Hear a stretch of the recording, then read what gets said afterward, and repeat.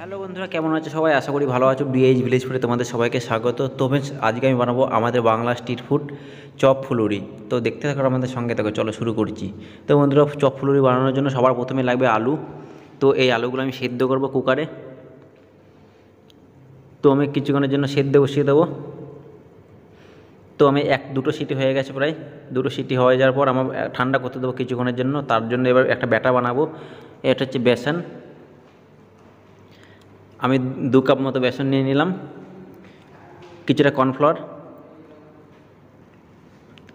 Turmeric powder মানে হলুদের গুঁড়ো, লঙ্কার গুঁড়ো, কিছুটা লবণ, বেকিং সোডা। ঠিক আছে, বেকিং সোডা দিলাম এখানে, কারণ বেকিং সোডাটা দিলে একদম ফুলবে ভালো। আর কর্নফ্লাওয়ারটা দেওয়ার মানে একটু ক্রিস্পি থাকবে। এটা হচ্ছে আদা রসুনের একটু পেস্ট, মানে আদা রসুন বাটা। তো এখন জল দিয়ে ভালো করে বেটারটা বানাবো। তো প্রথমে ভালো করে এভাবে মাখিয়ে নেবো এরকম। ঠিক আছে, ভালো করে মিক্স করে নেবো একদম। তো দেখতে পাচ্ছি এরকম ব্যাটার হয়ে গেছে, একটু পাতলা করতে পারো। তো আমাদের একদম ব্যাটার রেডি হয়ে গেছে। তো দেখতে পাচ্ছ কত সুন্দর ব্যাটার রেডি হয়ে গেছে এখন আমাদের। তো এখন আলুগুলো ভালো করে ছাড়িয়ে নেবো। দেখতে পাচ্ছ এখন গরম আছে বিশাল। তো আমি আলু চারটে ছাড়িয়ে নেবো। তো বন্ধুরা, দেখতে পাচ্ছ আলু চারটে ছাড়ানো হয়ে গেছে। এবার আলুগুলো ভালো করে ভাঙতে হবে এভাবে। তো ভালো করে ভাঙা হয়ে গেছে দেখতে পাচ্ছি। এবারে এর জন্য একটা মশলা বানাবো।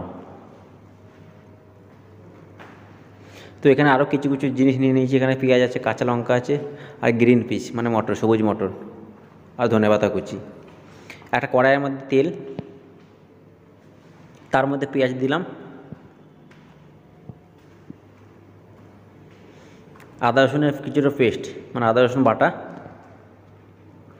এবার দেবো হলুদের গুঁড়ো, কিছুটা লঙ্কার গুঁড়ো, কিছুটা জিরের গুঁড়ো, আর ধনিয়ার গুঁড়ো। তো ভালো করে মশলাটা নাড়িয়ে চাড়িয়ে ভাজবো।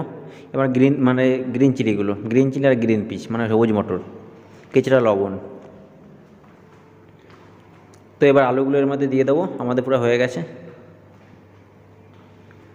তো দেখতে পাচ্ছ আলুগুলো একদম আধ ভাঙা করে নিয়েছি। ওপরে ধনেপাতার কুচি। এবার গরম মশলা, কারণ এটা স্পেশাল গরম মশলা আমি বাড়িতে নিজে বানিয়েছি। তোমরা চাইলে বানিয়ে নিতে পারো। কিছুটা চাট মশলা মানে চটপটি টাইপের হবে একটু, মানে যেরকম আমরা বাইরে খাই যেরকম একটু চটপটি টাইপের আলাদা টাইপের হয়, সেরকম টাইপের একদম হবে। তো আমাদের মশলা একদম রেডি হয়ে গেছে। কিছুক্ষণের জন্য ঠান্ডা করতে দেবো। তো কিছুক্ষণের জন্য ঢেকে রেখে দেবো, কারণ এখন বিশাল গরম আর নরমও আছে সেই জন্য। তো কিছুক্ষণ পর দেখতে পাচ্ছ ঠান্ডা হয়ে গেছে।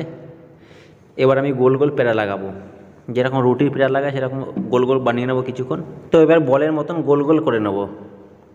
তো দেখতে পাচ্ছ এইরকমভাবে গোল গোল করে নিতে হবে।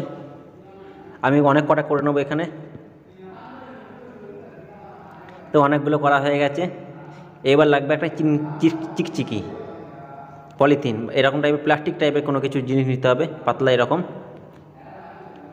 তার উপরে দিয়ে মানে বলের মতন এটা দিয়ে তারপরে চাপ দিতে হবে, একটা কোনো ঢাকনা দিয়ে, গোল ঢাকনা দিয়ে চাপ দিতে হবে। তো দেখতে পাচ্ছি এইভাবে একটা প্রেশার দিতে হবে। আর দেখতে পাচ্ছি আপনার গোল টাইপের শেপ হয়ে যাবে। তারপর হাতে করে একটু ভালো করে শেপ দিয়ে নিতে হবে, যেগুলো ফেটে ফেটে যাবে। তো এইভাবে আমি 3-4টে করে নেব। তো বন্ধুরা, দেখতে পাচ্ছ এভাবে 3-4টে করে নিয়েছি আমি।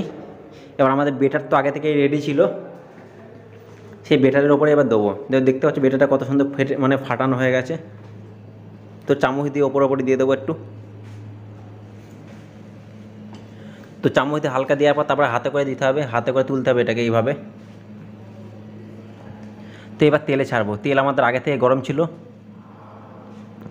তো দেওয়ার সাথে সাথে দেখতে পাচ্ছ কত সুন্দরভাবে ফুলেছে, এত সুন্দরভাবে ফুলেছে দেখতে পাচ্ছ, একদম একদম দোকানের মতন।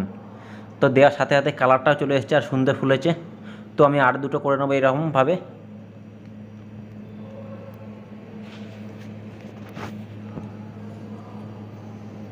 তো বন্ধুরা, এই দুটো হয়ে গেছে। এবার যে ফুলুরি বলে, কেউ বোমা বলে। তো দেখতে পাচ্ছ এইগুলো হচ্ছে গোল গোল তরকারি, ভেতরে যেগুলো তরকারি থাকে সেইগুলো বানাচ্ছি আমি। অনেকগুলো আছে, অনেক জিনিস আছে যে তরকারি থাকে না, এটা হচ্ছে তরকারি যেটা থাকে সেইটা। এটাকে ফুলুরি বলে, কেউ বোমা বলে।